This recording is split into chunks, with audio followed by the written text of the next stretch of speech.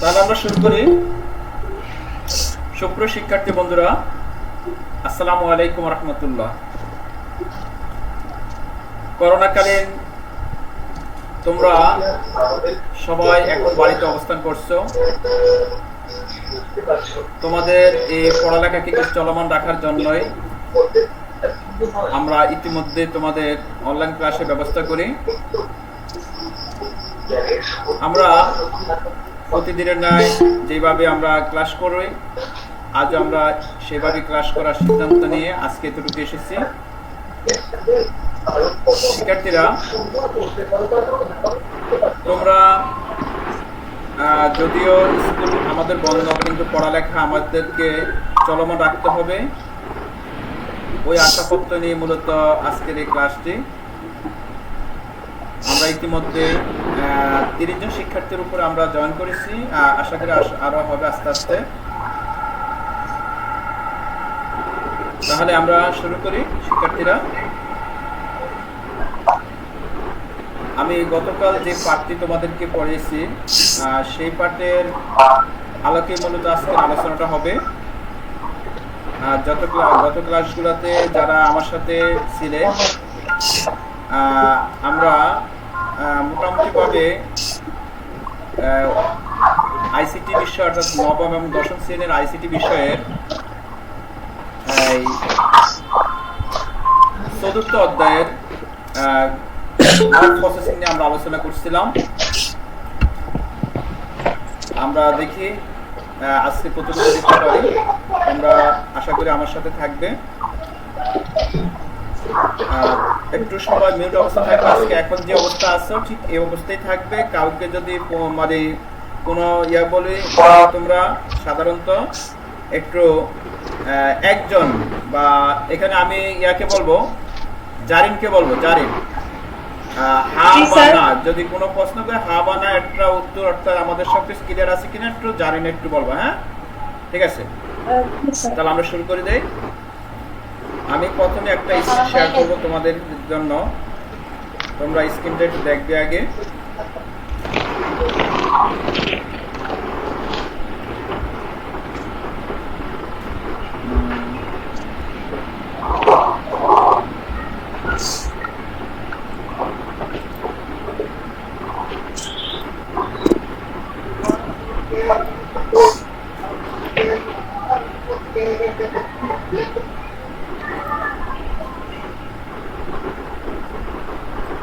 আমরা আমার স্ক্রিনটা কি দেখতে পাচ্ছ তোমরা? জি স্যার। জি স্যার। দেখা যায় না? জি স্যার। জি স্যার। আমরা গত ক্লাসে এই চতুর্থ অধ্যায়ের আমরা আলোচনা করছিলাম ওয়ার্ড প্রসেসর নিয়ে। ওয়ার্ড প্রসেসরের বাকি অংশটি আজকে আলোচনা করব। আমি ওই দিন তোমাদের এতটুকু পর্যন্ত আলোচনা করছি যে আজকে আমরা 56 নিয়ে আলোচনা করব। এখানে দেওয়া আছে, শিক্ষার্থীরা একটু লক্ষ্য করো, লেখালেখির সাজসজ্জা। যেহেতু ওয়ার্ড প্রসেসর একটি গুরুত্বপূর্ণ এই প্রোগ্রাম, আমাদের দৈনন্দিন জীবনে আমাদের বিভিন্ন হিসাব নিকেশের কাজ করতে হলে ওয়ার্ড প্রসেসরের গুরুত্ব কিন্তু অধিক। আর এই ক্ষেত্রে লেখালেখিকে সাজসজ্জা করা, কিভাবে লেখালেখিকে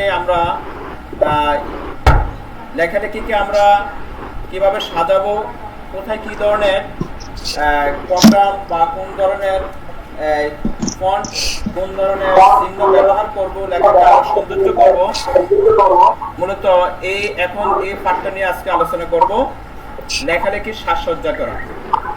এখানে তোমরা লক্ষ্য করছো যে বুলেট নম্বর লাইনের ব্যবধান, বুলেট নাম্বার লাইনের ব্যবধান। বুলেট নাম্বার লাইন কি ধরনের হয়ে থাকে তোমরা এখন দেখবা। শিক্ষার্থীরা লক্ষ্য করো, এখানে আমাদের ফল, আমাদের নদী। এখানে দেখো এই আম, জাম, লিচু, কাঁঠাল, নারকেল, এই চিহ্নগুলো মানে এই যে এখানে বিভিন্ন ফলগুলোর নাম লেখা হয়েছে, এই নামগুলোর পাশে দেখো একটা এই গোলাকার চিহ্ন দেখা যাচ্ছে। তোমরা কি লক্ষ্য করছো? তোমরা কি লক্ষ্য করছো? জি স্যার। জুম করে লক্ষ্য করো। এই যে এখানে যে গোলাকার চিহ্নগুলো দেখা যাচ্ছে, এই চিহ্নগুলোকে বলা হয় বুলেট। আমি তারপরে এটা প্র্যাকটিক্যাল দেখাই দিব। আর আমাদের নদী পদ্মা, মেঘনা, যমুনা, সুরমা, ভৈরব, তিস্তা, এই যে নদীগুলোর নাম দেওয়া আছে, এখানে দেখো প্রত্যেকটা মাসে 1, 2, 3, 4, 5, 6 এগুলো হলো একটা নম্বর। তো দেখো এই দুটার কাজের মধ্যে আমি তোমাদেরকে যেটা দেখাচ্ছি, এই দুটো কাজের মধ্যে একটু দেখো ব্যবধান আছে। হ্যাঁ, এটাকে বলা হয় লাইনের ব্যবধান। তো এখানে যে কথাগুলো বলা হয়েছে, আমরা অনেক সময় বিভিন্ন রকমের তালিকা তৈরি করে থাকি। এই তালিকা ধারাবাহিক রাখার জন্য আমরা কি করি? কোন চিহ্ন, বর্ণ, সংখ্যা ব্যবহার করে থাকি। এগুলোকে ওয়ার্ড প্রসেসরের ভাষায় বুলেট ও নম্বর বলা হয়।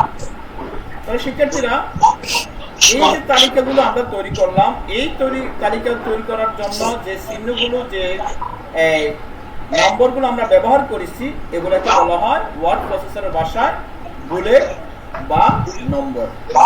ঠিক আছে? তারপর লক্ষ্য করো, এখানে এই বুলেট নম্বরগুলো আমরা কোথায় পাবো? এইখানে একটু লিখে নাও। এই যে আমার কার্সরটা যেখানে ঘুরছে, এই যে অবশ্য তোমরা লক্ষ্য করছো, এই কার্সরের আমি তারপরে প্র্যাকটিক্যাল দেখাবো। এই দেখো এখানে লেখা আছে বুলেট, এরকম চিহ্নটা প্যারাগ্রাফ গ্রুপে, হোম ট্যাবের প্যারাগ্রাফ গ্রুপে বুলেট ও নম্বরের আইকন কমন পাওয়া যায়। হোম ট্যাবের প্যারাগ্রাফ গ্রুপে বুলেট ও নম্বরের আইকন পাওয়া যায়। তো দেখো এই চিহ্নগুলো, এটা হলো প্যারাগ্রাফ গ্রুপ। আর এই প্যারাগ্রাফ গ্রুপটা সাধারণত হোম ট্যাবের অধীন আছে, হোম ট্যাবের অধীন। ঠিক আছে শিক্ষার্থীরা? আর এই যে প্যারাগ্রাফ গ্রুপ, এটা একটা কিন্তু মূলত হোম ট্যাবের একটা রিবন। আর রিবনগুলোর মধ্যে বিভিন্ন প্রকারের কি আছে? শাখা প্রশাখা আছে। তারপরে দেখো অ্যালাইনমেন্ট, অর্থাৎ একটা লেখাকে লাইনের ব্যবধান, দুটি লাইনের মধ্যবর্তী দূরত্ব নির্ধারণ করার জন্য এই টুলটি ব্যবহার করা হয়। দেখো এই যে শিক্ষার্থীরা, এই প্যারাগ্রাফ গ্রুপেই বুলেটের সাথে দেখো, বুলেট চিহ্নের পাশেই দেখো নিচে লেখা আছে, পাশেই ইয়াগুলো আইকনগুলো দেখতে পাচ্ছ তোমরা, এই আইকনগুলো হলো লাইনের ব্যবধান। এগুলাকে লাইনের ব্যবধান বলা হয়। ঠিক আছে শিক্ষার্থীরা? কথা কি বুঝতেছো? হ্যাঁ, ঠিক আছে, ধন্যবাদ। তাহলে শিক্ষার্থীরা, তোমরা তোমাদের এখানে একটা কাজ দিয়ে আমি একটু নোট করে নাও। বুলেট ও নম্বর ব্যবহার করে তোমার পছন্দের কয়েকজন ক্রিকেট খেলোয়াড়ের নাম লেখো, যাদের কম্পিউটার আছে বাড়িতে। তোমরা একটু এইভাবে কাজটি করতে চেষ্টা করবা। আশা করি তোমরা যখন কাজ করতে যাইবা তখন এগুলো সুন্দরভাবে করতে পারবা বলে মনে করি। তারপরে না করতে পারলে তোমরা রেখে দেবে, আমরা পরবর্তীতে ক্লাসে আমরা এগুলো নিয়ে আবার একটু আলোচনা করব। তারপর আসলে লেখালেখির সাজসজ্জা। লেখালেখির সাজসজ্জার জন্য আমরা টেবিল বা বিভিন্ন ইলাস্ট্রেশন ব্যবহার করে থাকি। ইলাস্ট্রেশনের দেখো কি কি থাকে। ইলাস্ট্রেশন গ্রুপে ডকুমেন্টে কোনো টেবিল, ছবি, ক্লিপআর্ট, বিভিন্ন আকার আকৃতি, chart, text box, word art যোগ করতে রিবনের ইনসার্ট ট্যাব ব্যবহার করতে হয়। শিক্ষার্থীরা, তোমরা রিবন চিনেছো, তারপরে ট্যাব চিনেছো। হ্যাঁ, এগুলো গত ক্লাসে আলোচনা হয়েছে, রিবন কি, ট্যাব কি। তো ডকুমেন্ট, কোন টেবিল, ছবি, ক্লিপআর্ট, বিভিন্ন আকার আকৃতি, chart, text box, word art যোগ করতে রিবনের ইনসার্ট ট্যাব ব্যবহার করতে হয়। তাহলে এখানে দেখো তোমরা যে এটা দেখতে পাচ্ছ, আমি আবার একটু এটাকে একটু বড় করে দেখাচ্ছি। দেখো, আমি গত ক্লাসগুলোতে এগুলো দেখিয়েছিলাম তোমাদেরকে। এই যে home, insert, page layout, reference, mailing, review, view, arrange, এগুলোর মধ্যে থেকে সাজসজ্জা বা টেবিলের বিভিন্ন ইলাস্ট্রেশন গ্রুপ ব্যবহার করতে হলে আমরা ইনসার্ট ট্যাবে কি করতে হবে? ইনসার্ট ট্যাবে আমাদেরকে ওপেন করতে হবে। ইনসার্ট ট্যাবে ওপেন করে আমরা সেখান থেকে আমাদের প্রয়োজনীয় ডকুমেন্টের টেবিল, ছবি, ক্লিপআর্ট, বিভিন্ন আকার আকৃতি, টেক্সট বক্স, যা কিছু প্রয়োজন আমাদের এই রিবনের ইনসার্ট ট্যাবে ব্যবহার করে সেখান থেকে আমরা ব্যবহার করতে পারি। আমার কথা কি বোঝা যাচ্ছে? জি স্যার। ইয়েস, ঠিক আছে, ওকে। দেখো আবার টেবিল কিভাবে আমরা তৈরি করব, সারণী কিভাবে যোগ করব। দেখো, লক্ষ্য করো, এখানে যে ছবিটি তোমরা দেখতে পাচ্ছ, এই ছবিগুলোতে 1, 2, 3 কিছু মার্ক করে দেওয়া আছে। কারণ আমরা কোনো টেবিল তৈরি করতে হলে আমাদের ওয়ার্ড প্রসেসরের কাজে আমরা কি করব? প্রথমে ইনসার্টে যাব, ইনসার্ট থেকে টেবিল, ইনসার্ট থেকে আমরা টেবিলে যাব, টেবিল থেকে ইনসার্ট টেবিল নামক একটা অপশন আসবে, সেখানে আমরা ক্লিক করব। ক্লিক করলে দেখে যে পার্শ্ববর্তী একটা ছবি দেখতে পাচ্ছি, একটা এখানে ওকে বাটন লেখা আছে। আমরা আমাদের এখানে number of column, number of rho, এখানে আমার এই ওয়ার্ড প্রসেসর গ্রুপে ওয়ার্ড প্রসেসরের টেবিল তৈরি, যখন আমরা কোনো টেবিল তৈরি করব, ওই টেবিলের মধ্যে আমার কটা কলাম হবে, কয়টা রো হবে, হ্যাঁ, সেগুলো আমরা আগে নির্ধারণ করে দেব। ধরো কলাম বলা হয় যেগুলো কি খাড়াখাড়ি, যেগুলো খাড়াখাড়ি, আর রো বলা হয় যেগুলো আড়াআড়ি, অর্থাৎ কলামের মাঝখানে। যেমন আমি যদি এক্সাম্পল দেই তোমাদেরকে, আমি কলাম আর রো তৈরি করে দেখাবো আজকে, তখন তোমরা প্র্যাকটিক্যালি দেখতে পাবে। এখন একটু আলোচনা করে যাই। টেবিল বা সারণী যোগ করার জন্য ওয়ার্ড 2007 রিবনের ইনসার্ট ট্যাবে ক্লিক করে, এটা হলো প্রথম কাজ। আমাদেরকে একটা টেবিল তৈরি করতে হলে প্রথমে আমাদেরকে ইনসার্ট ট্যাবে ক্লিক করতে হবে। ইনসার্ট টেবিল থেকে আমরা টেবিলে ক্লিক করতে হবে, তারপর ইনসার্ট টেবিলে ক্লিক করতে হবে, তারপর ডায়লগ বক্স আসবে, সেখানে কলাম ও রো, সারি, সঠিক তথ্য সংখ্যা আমরা কি করে দেব? নির্ধারণ করে দেব, ঠিক করে দিয়ে ওকে দেব। তাহলে শিক্ষার্থীরা এইভাবে আমরা কি করতে পারি? টেবিল সারণী যোগ করতে পারি। তাহলে আমরা কি শিখলাম? প্রথমে শিখলাম আমরা বুলেট কিভাবে তৈরি করা হয়, বুলেট নাম্বার দেওয়া হয় কিভাবে, সেগুলো শিখলাম। তারপর শিখলাম আমরা একটা টেবিল কিভাবে তৈরি করা হয়। তারপর আরেকটা কাজ দেখাই শিক্ষার্থীরা, ছবি যোগ করা। অর্থাৎ আমরা মাইক্রোসফট ওয়ার্ডও আমরা ছবি যোগ করতে পারি। কিভাবে তো ছবি যোগ করতে পারবো? হ্যাঁ, এই কাজটা আমাদের করতে হবে ইনসার্ট ট্যাবে গিয়ে। ডকুমেন্টে ছবি যোগ করতে করে ডকুমেন্টকে অনেক সুন্দরভাবে উপস্থাপন করা যায়। তাহলে কি করবো? যেমন এই বইয়ে তোমরা লেখার পাশাপাশি অনেক ছবি দেখতে পাচ্ছ। এগুলো যোগ করার জন্য তোমার ওয়ার্ড 2007 রিবনে ইনসার্ট ট্যাবে ক্লিক করতে হবে। তারপর ইলাস্ট্রেশন গ্রুপে পিকচার আইকনে ক্লিক করতে হবে। এরপর একটি ডায়লগ বক্স আসবে, সেখানে তোমরা তোমাদের ছবি জায়গা নির্ধারণ করে ছবি নির্দিষ্ট করে দিলে ডকুমেন্টে ছবিটি যুক্ত হয়ে যাবে। এছাড়াও ইলাস্ট্রেশন গ্রুপে ক্লিপ আর্ট, শেপ আকৃতি, স্মার্ট আর্ট, শার্ট যোগ করার সুবিধা রয়েছে। শিক্ষার্থীরা, আমরা এখান থেকে তিনটা তথ্য আজকে পেলাম। একটা হলো কিভাবে লেখালেখি সাজসজ্জার মধ্যে বুলেট, নম্বর, লাইনের ব্যবধান তৈরি করা যায়। আর কি পেলাম আমাদের কিভাবে টেবিলে বিভিন্ন ছবি, তারপরে টেবিল ইনসার্ট করা যায়, তারপর ছবি ইনসার্ট করা যায়। চলো আমরা এবারে কাজটা দেখার জন্য আমরা কি করব, আমরা প্র্যাকটিক্যাল ভাবে একটু দেখি।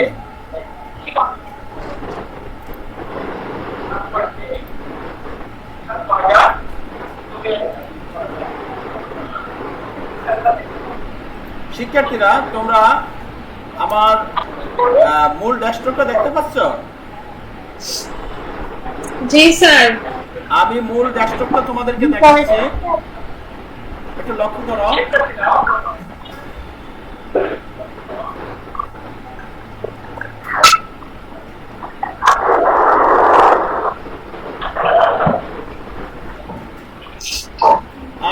প্রথমে এখানে একটি ফাইল ওপেন করব।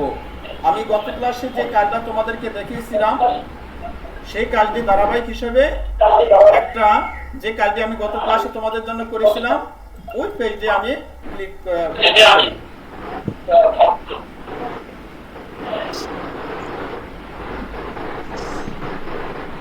আমার কথা কি স্পষ্ট বোঝা যাচ্ছে শিক্ষার্থীরা? জি জি স্যার। জি স্যার।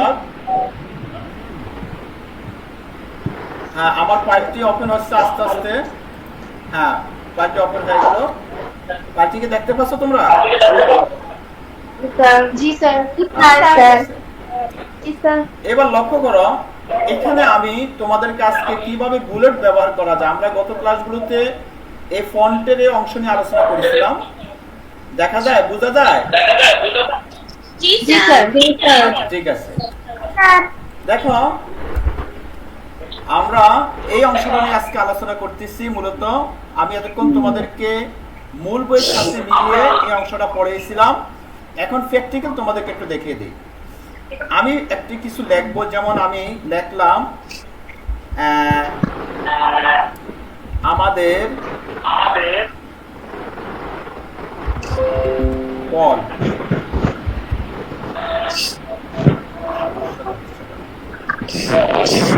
আমাদের ফল লিখলাম। আমি ফল লেখার পরে আমি এখানে আমাদের দেখা যায়। জি স্যার। আচ্ছা, আর একটু বড় করি তারপরে তোমরা দেখবে।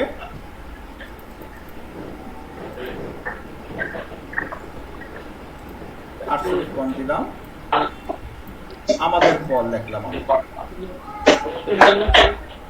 এখানে আমি একটা চিহ্ন দিলাম,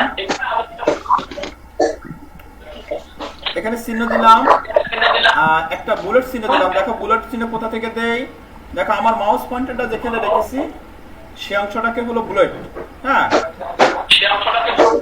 দেখো আমি বুলেটে ক্লিক করলাম। এখানে বিভিন্ন প্রকারের বুলেট আছে, আমি কালোটাকে চুজ করলাম।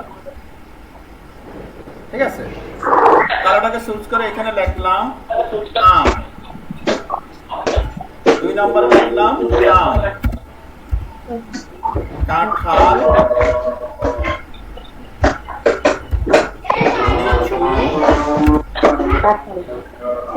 আনারস।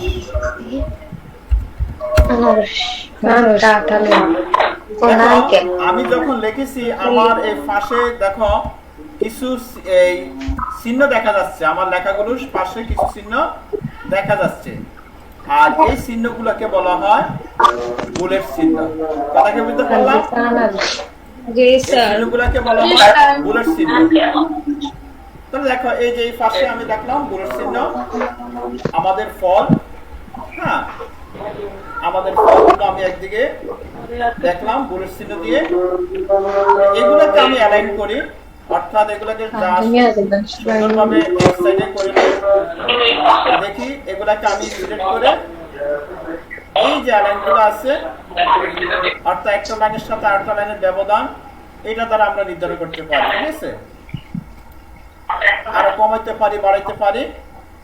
এইভাবে আমরা আমাদের এই লাইনগুলোকে বড়, লাইনের মধ্যে গ্যাপ সৃষ্টি করা, বুলেট ব্যবহার করা, এগুলো আমরা এভাবে ব্যবহার করতে পারি। ইচ্ছা করলে তুমি এখানে 1 2 দিতে পারো।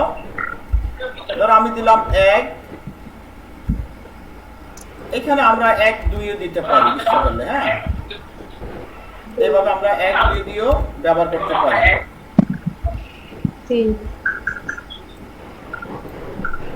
আচ্ছা, যাই এভাবে আমরা এই কাজগুলো করতে পারি। এটা হলো বুলেটের ব্যবহার। আর এটা আমাদের এই লাইন স্পেস এবং প্যারাগ্রাফ স্পেসের ব্যবহার। এইভাবে আমরা লাইন সোজা রাখতে পারি এবং লাইনের মধ্যে কতটুকু গ্যাপ সৃষ্টি হবে। দেখো আমি এখানে গ্যাপ সৃষ্টি যত বাড়াচ্ছি ততই এক একটা লাইনের সাথে আরেকটা লাইনের গ্যাপ অনেক সৃষ্টি হচ্ছে। এইভাবে আমরা কি করতে পারি, লাইনের মধ্যে গ্যাপ সৃষ্টি করতে পারি, লাইন স্পেসিং ব্যবহার করতে পারি। তাহলে শিক্ষার্থীরা এখান থেকে আমরা এগুলা কাজ দেখলাম। আমি এখন তোমাদেরকে যে কাজটা দেখাবো সেটা হলো কিভাবে আচ্ছা এখানে কাজটা শেষ করে দিই তাহলে প্যারাগ্রাফ গ্রুপের। এখানে আরো কিছু কাজ আছে দেখো, এগুলোর মধ্যে এক একটার মধ্যে আরো কিছু অপশন আছে। আমরা ধরো আমার মাউস পয়েন্টারটা আমি এদিকে রাখলাম, এখানে রেখে আমি এখান থেকে এটা চুজ করলাম। এভাবে কিছু একদিকে আমরা দেখতে পারি ইচ্ছা করলে, ঠিক আছে শিক্ষার্থীরা।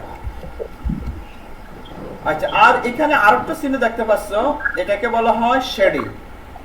এটাকে বলা হয় শেডিং, অর্থাৎ একটা লেখার মধ্যে কিভাবে কালার তৈরি করবে এটা দ্বারা করা যাবে, শেডিং দেওয়া যাবে। মাইক্রোসফট ওয়ার্ডের মধ্যে আমরা শেডিং ব্যবহার করতে পারি, ঠিক আছে?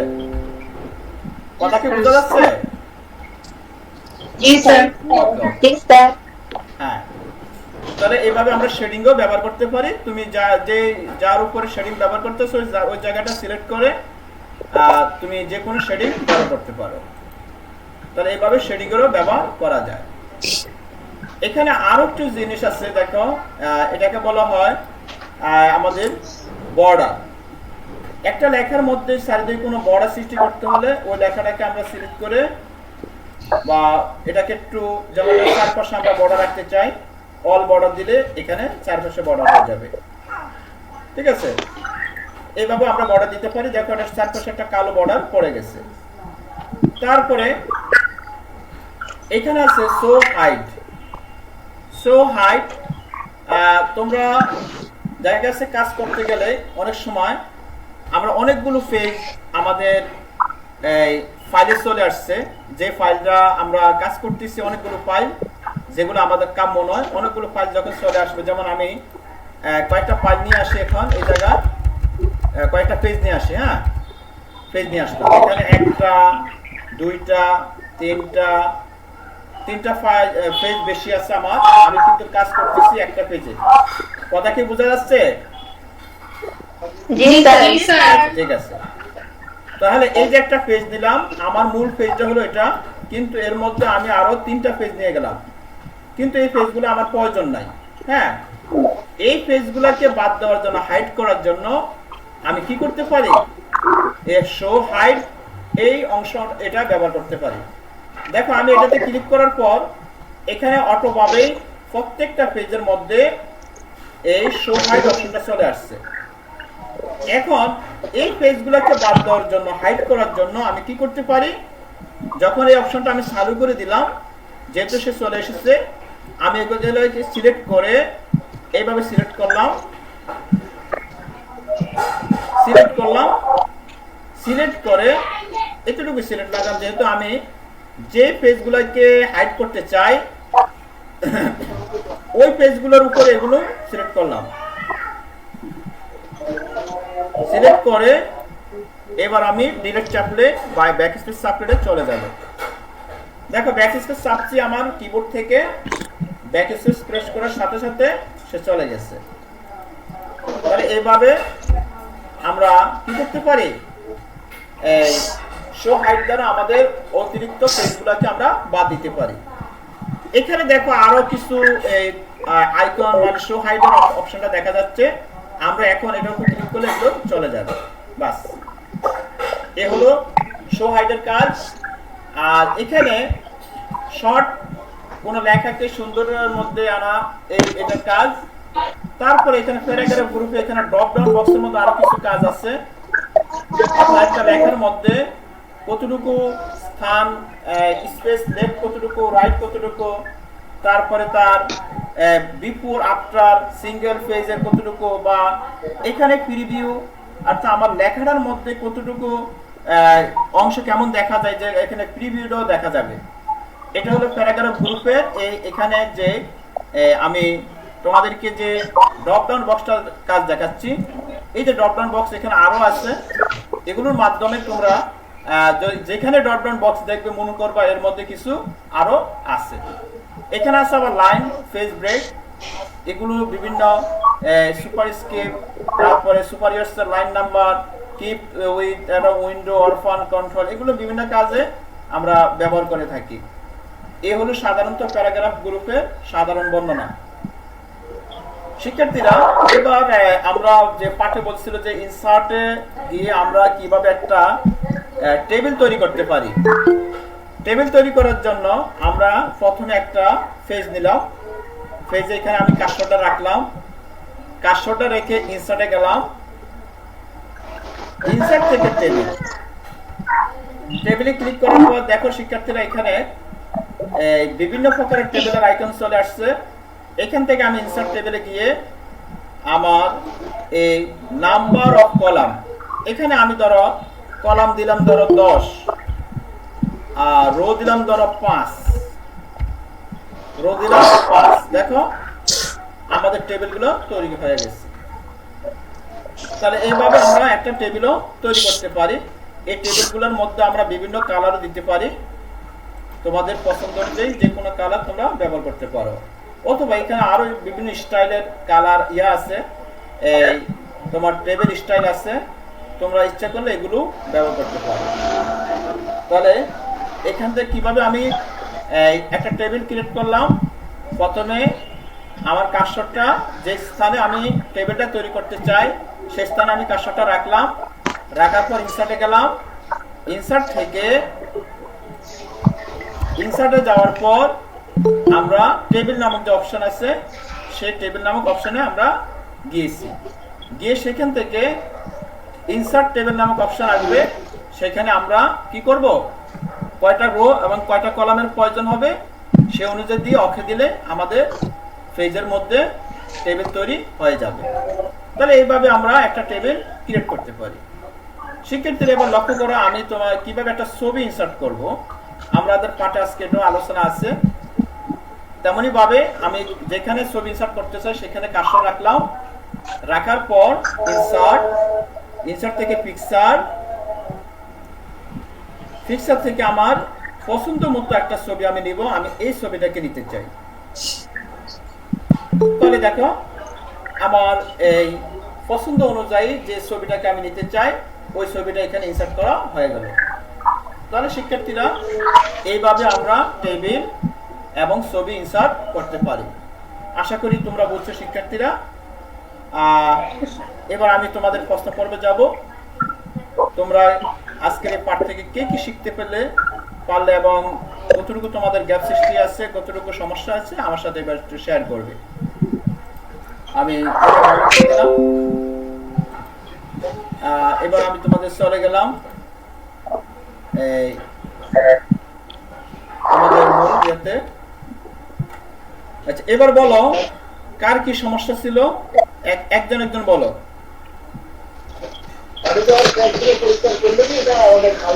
এখানে কার কোনো প্রশ্ন আছে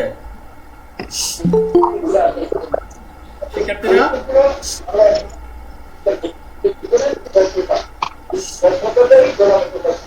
এই পাঠে কারো কোনো প্রশ্ন আছে থাকলে বলো।